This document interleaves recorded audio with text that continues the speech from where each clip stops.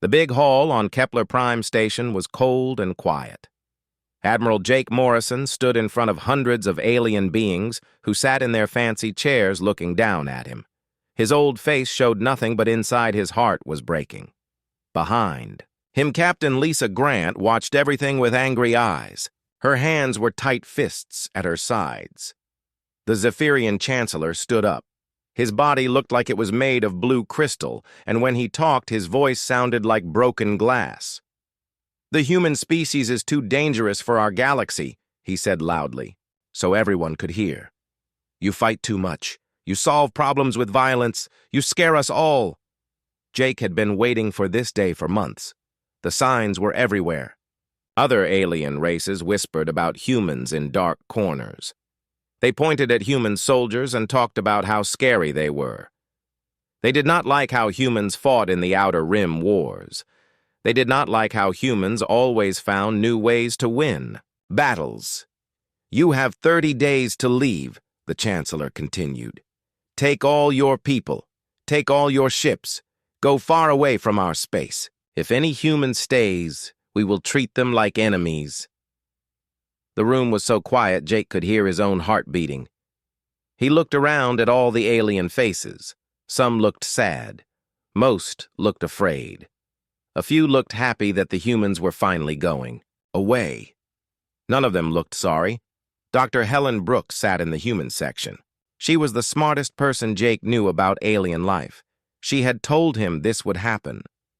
"Humans are too aggressive," she had warned him years ago. "We fight first and ask questions later. The other races do not understand us. They think we are all killers." Jake remembered the Proxima incident. Commander Alex Turner had used a dangerous move with his ship to destroy a whole fleet of space pirates. He saved thousands of alien people, but the way he did it scared everyone. Alex had made his ship create a gravity well that crushed the enemy ships into tiny pieces. It worked, but it was brutal. "We saved lives that day," Alex had said later. "I do not care if they think we are monsters. Those pirates would have killed everyone." But the aliens did not see it that way. They saw humans as beings who could think of terrible ways to destroy their enemies. They saw humans who enjoyed fighting too much. They decided humans were too dangerous to live near. Now Captain Steve Parker was getting ready to load the first ships with human families. He watched children crying as they left their homes. He saw old people who had lived on these worlds for 50 years packing their few things. His heart hurt for all of them. "Where will we go, sir?" asked Dr. Amy Rodriguez. She was the ship doctor, and she looked tired and sad. "Beyond the edge," Steve said. "Past where any of these aliens have ever been. We will find new worlds. We will make new homes. Humans always survive." President Carl Davis, back on Earth, had made the hard choice. They could fight the whole galaxy, or they could leave with their dignity. "We are not cowards," he had said in his speech to all humanity. "But we are also not fools. If we fight now, we might win some battles, but we will lose the war. Better to leave now and live to see another day." The packing began right away. Human colonies on dozens of worlds started, taking apart everything they had built. Factories, farms, schools, hospitals, everything had to go. The aliens wanted no trace of human presence left behind. Lisa Grant commanded one of the military ships helping with the evacuation. She watched alien ships following them everywhere, making sure they really left. "They act like we are criminals," she said to her crew. "Like we did something wrong by protecting people." The convoys were huge. Thousands of ships filled with millions of people heading toward empty space. Old cargo ships, passenger liners, military vessels, private yachts, anything that could fly was loaded with humans and their things. Jake Morrison rode on the command ship at the front of the largest convoy. He looked back at the galaxy they were leaving and felt angry and sad at the same time. Humans had discovered faster than light travel only 50 years ago. They had joined the galactic community with hope and excitement. They had tried to be good neighbors. But humans were different from the other races. When pirates attacked trade ships, humans did not just file complaints with the Galactic Council. They hunted down the pirates and destroyed them. When alien criminals took hostages, humans did not negotiate for months. They went in with guns and saved the people. The other races thought this was wrong. They believed in talking and waiting and making deals. They thought violence should be the last choice, not the first one. They did not understand that sometimes bad people only listened to force. Dr. Brooks had studied this problem for years. The other races evolved differently than us, she explained to anyone who would listen. They had millions of years to learn patience. Humans had to fight to survive every day. We think fast and act fast because that is how we stayed alive. But the aliens did not care about human evolution. They only cared about their fear. They were afraid that humans would start a war that would destroy everyone. They were afraid that human aggression would spread to other races. They were afraid that humans would take over the galaxy. So they made humans leave. They voted in their big council and decided that humans were too dangerous to exist near them. They gave humans a month to pack up 50 years of civilization and disappear. Ron Bailey was a ship captain who had explored new worlds for 10 years. He had found 3 planets where humans could live. He had mapped star systems and asteroid fields.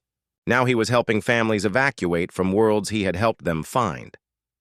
"This is not fair," said one of the colonists as she carried her baby onto his ship. "We built schools here. We grew food. We were good neighbors." Ron nodded but did not say anything. Fair or not, this was happening. The aliens had more ships and more weapons. If humans fought now, they would all die. At least this way they could live and maybe find something better. Nina Foster was an engineer who had worked on building human cities on alien worlds. Now she was taking apart everything she had helped create. 20 years of work, she said, sadly as she watched robots dismantle a fusion power plant. Gone like it never happened. The last ships left human space exactly 30 days after the council vote. Jake Morrison watched the border markers disappear behind them on his screen. Ahead was nothing but empty space and unknown stars. Behind them was everything humans had built among the aliens. "They will regret this," Lisa Grant said quietly as she stood next to Jake on the bridge. Jake nodded slowly. "Maybe," he said. "But first we have to survive what comes next." 25 years had passed since the humans left the galaxy. Ambassador Yeltar walked through the halls of the Galactic Council building feeling very proud of himself. He often told other aliens about how smart they had been to send the humans away. Crime was down everywhere. Wars had stopped. Trade was good. The galaxy was peaceful and safe. "We made the right choice," he said to anyone who would listen. "Look how calm everything is now. No more human violence. No more human aggression. We have true peace at last." The Zephyrians controlled most of the old human trade routes now. The Korthak Empire had taken over human mining colonies. The Valdris Consortium ran the farms that humans had built. Everything that humans had made was now owned by the 3 big alien powers. Yeltar loved to give speeches about the new peace. He would stand in front of crowds and talk about how wonderful life was without humans. Young aliens would listen and nod. They barely remembered the time when humans lived in the galaxy. To them, humans were just scary stories that old aliens told. The humans were like a disease, Yeltar would say. They infected everything with their violent ways. We cured the galaxy by removing them. Now we can live in harmony. But beyond the edge of the galaxy, in the cold, empty space between star systems, something amazing was happening. Captain Ron Bailey flew his ship New Horizon through the darkness, looking for new worlds where humans could live. What he found was much more than just empty planets. "Nina, come look at this," Ron called to his engineer, Nina Foster. She came running to the bridge and looked at the screen. In front of them was a huge ring made of metal floating in space. It was bigger than any space station they had ever seen. Strange lights moved along its surface. What is it? Nina asked with wide eyes. I do not know, Ron said. But it is not natural. Someone built this thing. Someone with technology we have. Never seen before. Dr. Peter Chen was the smartest human alive when it came to studying old alien ruins. When Ron brought him to see the ring structure, Peter almost could not believe what he was looking at. The metal was not like anything humans or the galaxy aliens used. The design was beautiful and complex in ways that hurt to think about. This is ancient, Peter said as he ran his hands over the strange surface. Older than the Zephyrians. Older than any race we know. Whoever built this had science that makes our best technology look like stone tools. Admiral Morrison was old now, but his mind was still sharp. He commanded the human settlement that had grown around the first discovery. New Angeles, they called it. 2 million humans lived there now in cities built inside and around the ancient structures. They were not refugees anymore. They were explorers and scientists. Every day we find something new, Morrison told his friend General Frank Lee as they walked through the research labs. Human scientists worked day and night to understand the ancient technology. They called the builders the predecessors because they had come before everyone else. Look at this, said Dr. Betty Rogers, as she showed them a small device she had found. When she touched it, the device made a soft, humming sound and lifted off the table by itself. It floats without any power. Source we can detect. The science behind this should be impossible. The predecessors had left behind more than just buildings and machines. They had left behind information. Captain Betty Rogers led the team that finally broke into one of their data storage systems. What they found inside changed everything humans thought they knew about the universe. Star maps filled with thousands of galaxies. Technical plans for machines that could build entire solar systems. Records of a civilization that had ruled not just one galaxy, but hundreds of them. The predecessors had been the masters of everything humans could see in the night sky and much more they could not see.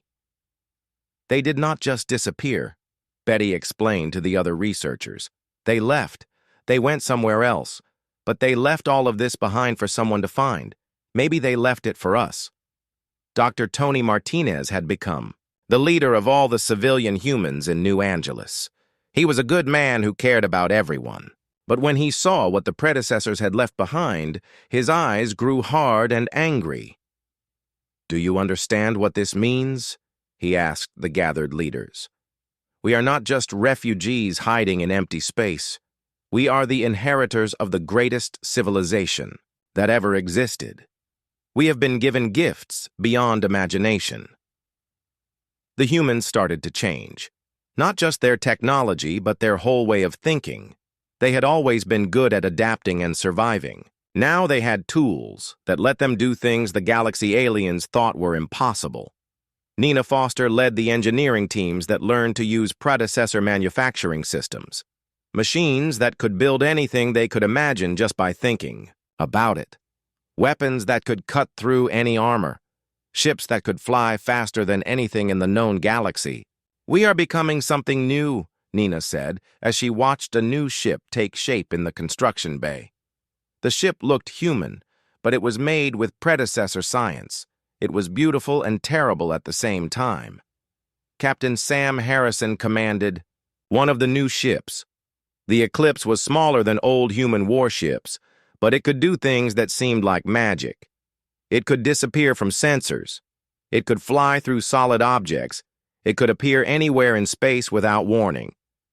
Sir, we are approaching the galaxy border, said Lieutenant Kate Wilson as she watched her instruments. They were going back to see how the aliens were doing without humans around.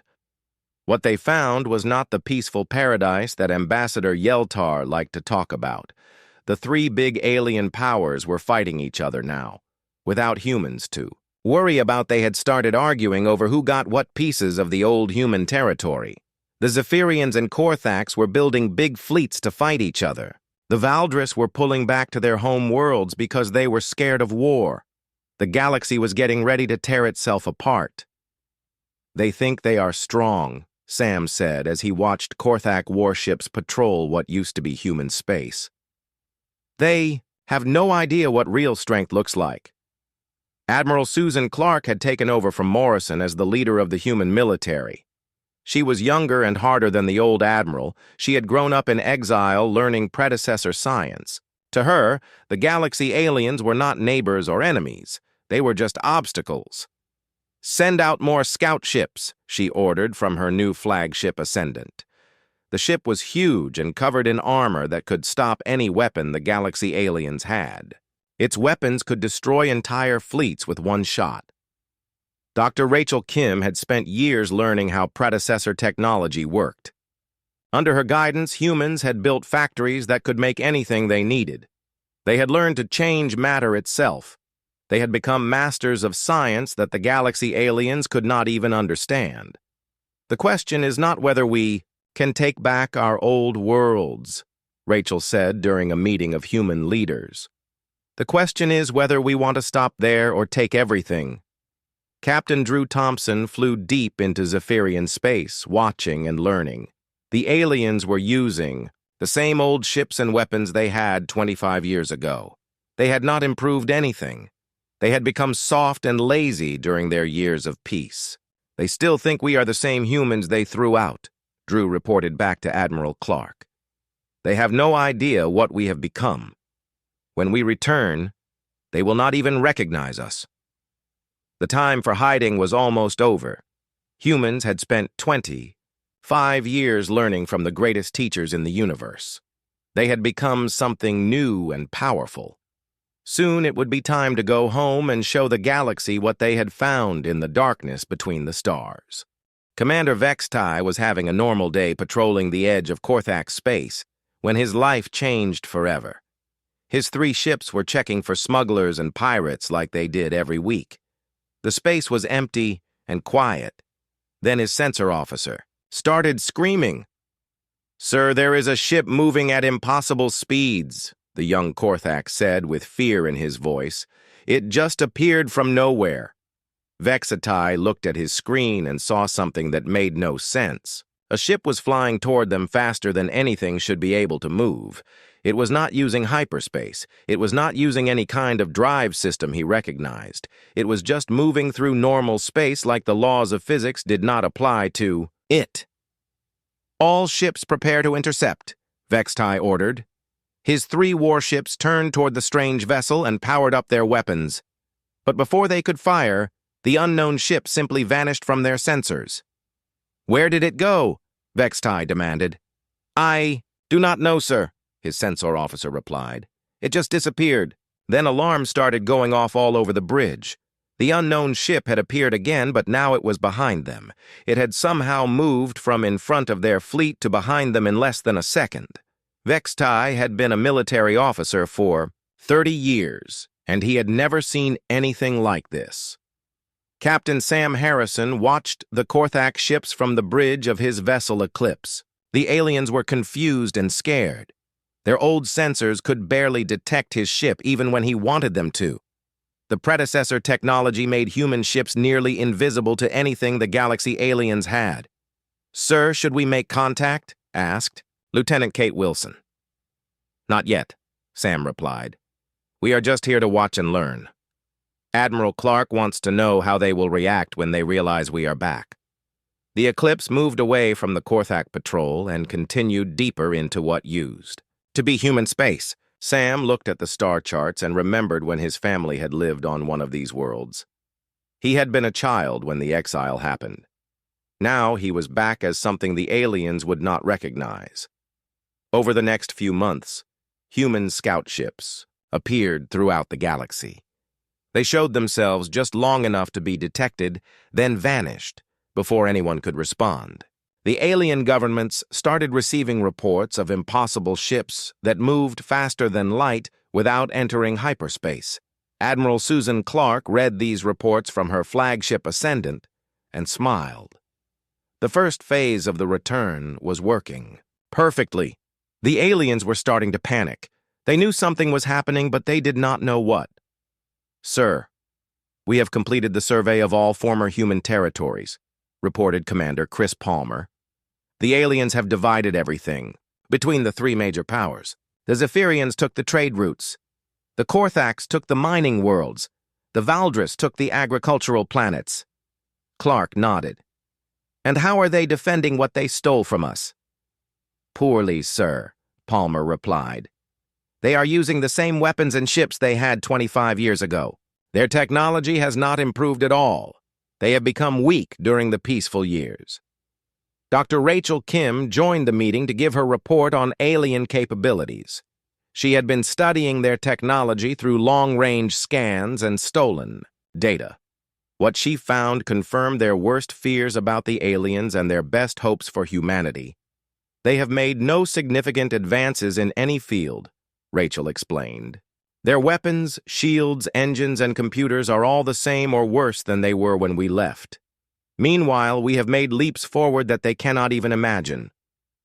Captain Julie Martinez was leading negotiations with some of the outer rim colonies. Many of these worlds had been human settlements before the exile. The people who stayed behind were mostly aliens who had worked with humans and missed them. "We want you back," said Governor Thexani of the Kepler Mining Consortium. "The council powers have been bleeding us dry with taxes and tribute. They took everything you humans built and claimed it was theirs. Life was better when you were here."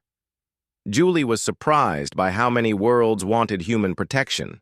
The aliens who lived on former human colonies remembered how safe and prosperous they had been under human leadership.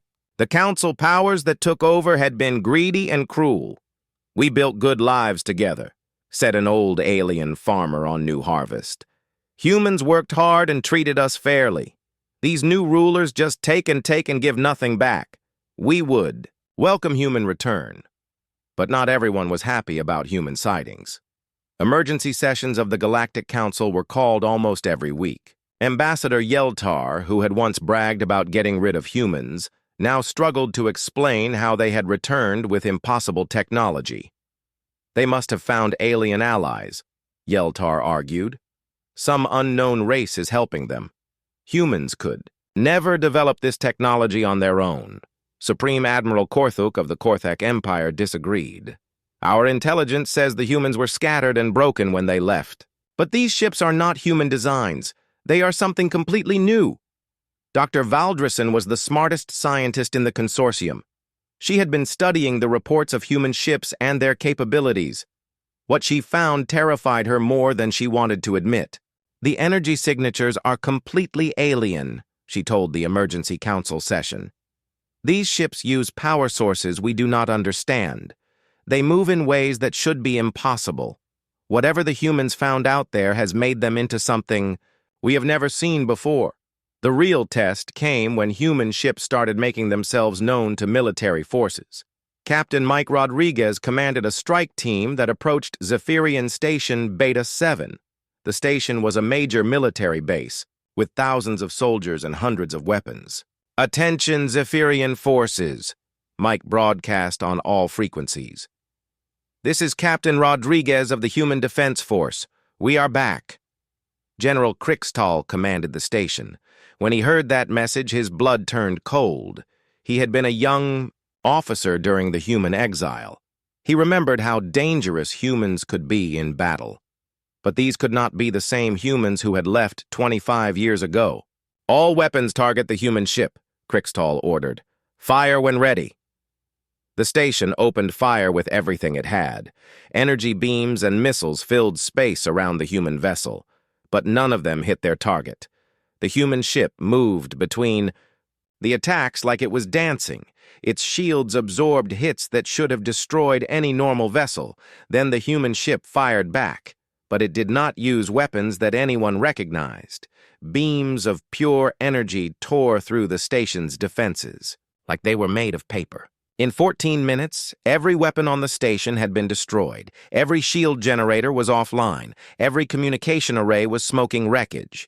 But not a single person on the station had been hurt. The human attack had been precise beyond belief. They had disabled everything military while leaving all life support and civilian areas untouched. "This is impossible," Krixtal whispered as he looked at the damage reports. "How did they do this?" Mike Rodriguez answered his question over the communication system. "General, we could have destroyed your entire station in 30 seconds. We chose not to because we are not here to kill innocents. We are here to reclaim what was stolen from us." The message was clear to everyone in the galaxy. Humans had returned, and they were no longer the species that had been driven away. They had become something far more powerful and far more dangerous than anyone had imagined. Admiral Clark received reports from all over the galaxy. Alien fleets were mobilizing. Emergency meetings were being held. Panic was spreading through the council powers as they realized that the humans they had exiled in fear had returned as their worst nightmare. "Sir, the aliens are starting to panic," reported Commander Palmer. "They are pulling fleets back to defend their core worlds. Some outer systems are asking for human protection." Clark looked at the star maps showing human and alien positions. Everything was going according to plan. The galaxy that had cast them out in fear was about to learn what real fear looked like. The attack on Zephyrian Station Beta 7 sent shockwaves through the entire galaxy. Within hours, every major news network was broadcasting images of the destroyed weapons systems and the impossible precision of the human strike. Admiral Clark watched these broadcasts from her command center and felt satisfied that the message had been received. "Sir, we are getting surrender offers from 16 different star systems," reported Commander Chris Palmer. "They are asking for human protection from the council powers." Clark was not surprised. The demonstration had shown everyone that humans were no longer the weak exiles who had been driven from the galaxy. They had returned as something far more powerful than anyone could have imagined. Captain Mike Rodriguez docked his ship at New Angeles to resupply and rest his crew. The strike on the Zephyrian station had been perfect, but it was just the beginning. Admiral Clark had bigger plans for showing the galaxy what humans had become. "How did it feel to be back in council space?" asked Dr. Rachel Kim as she met Mike at the docking bay. "Strange," Mike replied. "I kept thinking about my old home on Kepler Prime. The aliens probably tore down everything we built there and put up their own buildings. But it does not matter now. We are not the same people who used to live there." The political situation in the galaxy was falling apart faster than anyone expected. The three major council powers were pointing fingers at each other and accusing everyone of secretly working with the humans. Trust between the alien governments had broken down completely. Ambassador Yeltar called another emergency session of the Galactic Council. He looked older and more tired than he had just a few months before. The confident alien who had once bragged about exiling the humans was now a frightened leader trying to hold his civilization together. "We must unite against this human threat," Yeltar declared to the assembled delegates. "They have clearly found some unknown alien technology. We cannot allow them to use it against us." But Supreme Admiral Korthuk of the Korthak Empire was not interested in cooperation. "You Zephyrians had your chance to handle the human problem," he growled. "Your station was destroyed because your defenses were weak. The Korthak Empire will defend itself." Dr. Valdrison stood up to address the council. Her usually calm voice was shaking with fear. "You do not understand what we are facing," she said. "These are not the same humans we exiled. Their technology is beyond anything we have ever seen. Their ships can appear and disappear at will. Their weapons can destroy our best defenses without effort." The meeting ended with no agreements and no plans. Each alien power decided to handle the human return on their own. This was exactly what Admiral Clark had been hoping for. Divided enemies were much easier to defeat than united ones, but the humans were about to face a problem that would change everything. Deep space sensors detected massive energy signatures moving toward the galaxy from the direction of the void. Whatever was coming was bigger and more dangerous than anything the galaxy had ever seen. Lieutenant Kate Wilson was the first to identify the threat. She was working the night shift on a monitoring station when her instruments started going crazy. "Sir, you need to see this," she called to her commander. Captain Roy Chen looked at the readings and felt his blood turn cold. "Get me Admiral Clark immediately," he ordered. The creatures that came from the void were unlike anything anyone had ever encountered. They traveled in ships that seemed to be alive. Their hulls pulsed like beating hearts, and their weapons fired beams of pure destruction. They called themselves the Void Hunters, and they had come to consume everything in the galaxy. The first alien world to fall was a Valdris mining colony on the edge of known space. The Void Hunters swept down from empty space and began feeding on the technology. They absorbed metal and energy like living beings consumed food. Within hours, the entire colony was gone, and the Void Hunter ships had grown larger. Emergency broadcasts went out across the galaxy. "Unknown alien force attacking Outer Rim," the panicked message said. "Requesting immediate assistance from all Council fleets." Admiral Clark received these distress calls and called her senior officers to a meeting. The situation had changed completely. An external threat was attacking the galaxy, and the Council powers were not strong enough to stop it. "Sir, this could be our opportunity," suggested Commander Palmer. "We could let the Void Hunters weaken the alien governments and then move in to take control." But Dr. Sarah Phillips, who studied alien psychology, disagreed. "Admiral, if we let these Void Hunters destroy the galaxy, then there will be nothing left for us to reclaim. Besides, we still have human colonies out there who could be attacked." Clark thought about this carefully. The humans had the power to stop the Void Hunters, but helping their old enemies would be difficult to explain to her people. Many humans still felt angry about the exile and wanted revenge against the aliens who had driven them away. The decision was made for her when the Void Hunters attacked a system that still had human refugees. The planet Horizon had been settled by humans who could not make the journey to New Angeles. When the Void Hunters came, they did not care that these humans had been exiled by their own kind.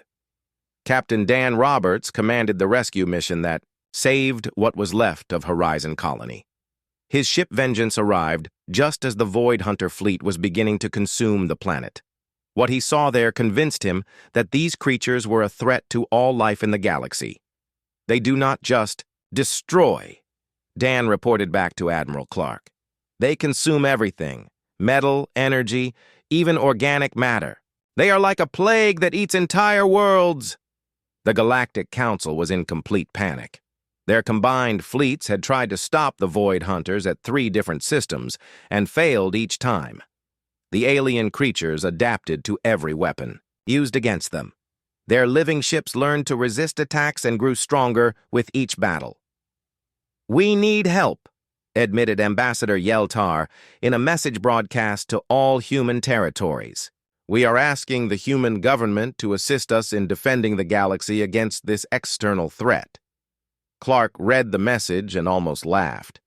The same aliens who had exiled humanity for being too dangerous were now begging for human help against something truly dangerous. The irony was perfect. "Sir, what are your orders?" asked Commander Palmer. Clark looked at the tactical displays showing Void Hunter movements. The creatures were spreading through the galaxy like a disease. If they were not stopped soon, there would be nothing left to save. "Prepare the fleet," Clark ordered. "We are going to save the galaxy that threw us away, but we are going to do it on our terms." Captain Julie Martinez was given the job of negotiating with the desperate alien governments. The terms humans offered were simple: full restoration of human territories, reparations for the exile, and permanent human representation on the Galactic Council. "You are in no position to make demands," protested Admiral Korthuk during the emergency negotiations. Julie smiled coldly. "Admiral, your fleets have been destroyed by these Void Hunters. Your worlds are being consumed. We are the only force in the galaxy that can stop them. I think we are in a very good position to make demands." The aliens had no choice but to accept. As Void Hunter fleets moved deeper into the galaxy, destroying everything in their path, the Council powers agreed to every human demand. They needed human technology and human weapons to survive. Admiral Clark received confirmation that the political agreements were in place. Now came the hard part. Her fleet would have to prove that human technology was really superior to the Void Hunters. If they failed, Then both humans and aliens would be consumed by the creatures from beyond the galaxy. All ships prepare for combat, Clark ordered as her fleet moved toward the largest Void Hunter concentration. Let us show these creatures what happens when they threaten our galaxy. The Battle of Centauri Prime began when the largest Void Hunter fleet in history descended on the system like a living nightmare. 300 bioships that pulsed with alien life moved through space, consuming everything in their path. The Galactic Council had assembled their strongest remaining fleet to stop them, but Admiral Clark knew it would not be enough. Captain Dan Roberts watched from the bridge of his ship, vengeance as 400 Council vessels formed battle lines against the Void Hunters. The alien ships looked small and weak compared to the massive bioships that came to meet them. Dan had seen what Void Hunters could do to unprepared fleets, and he knew this would be a massacre. "Sir, the Council fleet is requesting that we stay back and let them handle this," reported Lieutenant Lisa Turner from her position at communications. Dan almost laughed. "Tell them we will observe for now, but be ready to intervene when their plan fails." The Council fleet opened fire with everything they had. Energy beams and missiles filled space as 400 ships attacked the Void Hunter formation. For a moment, it looked like the sheer number of weapons might work. Several bioships were damaged and began to leak strange fluids into space. But then the Void Hunters adapted. Their living hulls changed and hardened to resist the alien weapons. Their own weapons began to fire back with beams that could slice through any known armor. Within minutes, the Council fleet was being torn apart. "All Council vessels, this is Captain Roberts of the Human Defense Force," Dan broadcast on all frequencies as he watched alien ships explode around him. "Withdraw to minimum safe distance and let us handle this." Admiral Clark commanded the operation from her flagship Ascendant. Her fleet of 30 ships emerged from hyperspace in perfect formation. Each vessel was a masterpiece that combined human engineering with predecessor science. They moved with coordination that seemed impossible as they accelerated toward the Void Hunter fleet. The first human attack was unlike anything the galaxy had ever seen. Weapons that operated on principles beyond current understanding fired beams of pure energy that tore holes in space itself. The Void Hunter bioships that had easily adapted to Council weapons found themselves facing forces they could not comprehend or resist. "Target their central mass," Clark ordered.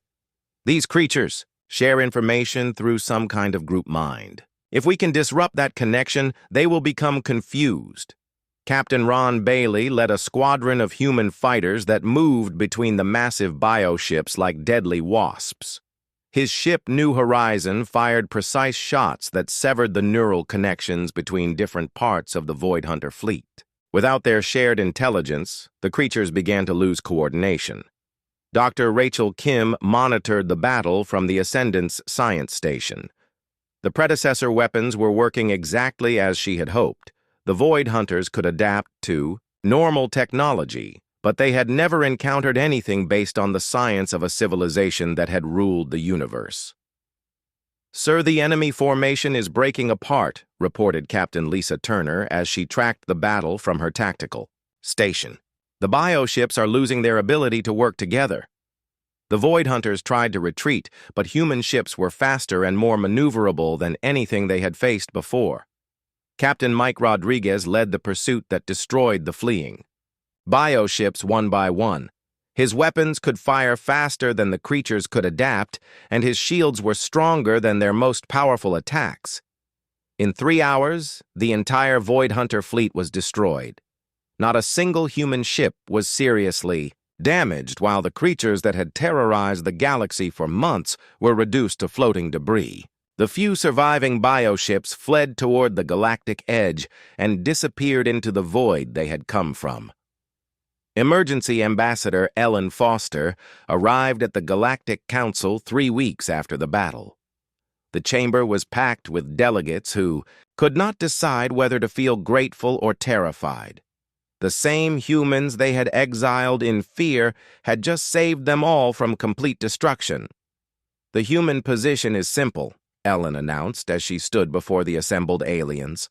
We are willing to resume our place in galactic civilization, but not under the same terms as before.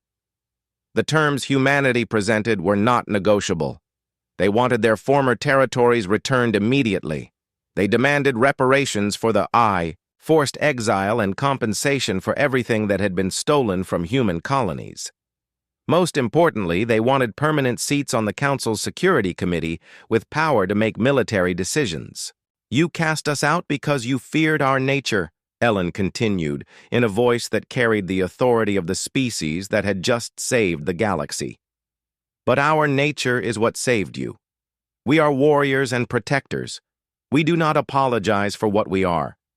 Dr. Bill Harrison served as Ellen's chief advisor during the negotiations. His analysis of the current political situation showed that humanity held all the advantages. They had superior technology, the gratitude of dozens of systems, and the knowledge that more external threats would come eventually. Ambassador Yeltar, who had once bragged about exiling humanity, now sat quietly in his chair, looking defeated. The Zephyrian government that he represented had lost half their fleet to the Void Hunters. They needed human protection more than they needed their pride. We accept your terms, Yeltar said quietly. The Galactic Council formally invites humanity to resume full membership with the requested privileges. But the integration was not simple. Captain Roy Chen commanded the human peacekeeping force that began establishing bases throughout the galaxy. Some systems welcomed their human protectors with celebrations and parades. Others submitted reluctantly to what they saw as conquest disguised as protection. The Outer Rim colonies want independence from their current governments, Chen reported, to Admiral Clark. The mining corporations are demanding exclusive human protection contracts. Half the council members are asking for private meetings to discuss defense agreements. Commander Janet Phillips oversaw the establishment of New Terra, which became humanity's new capital in the galaxy.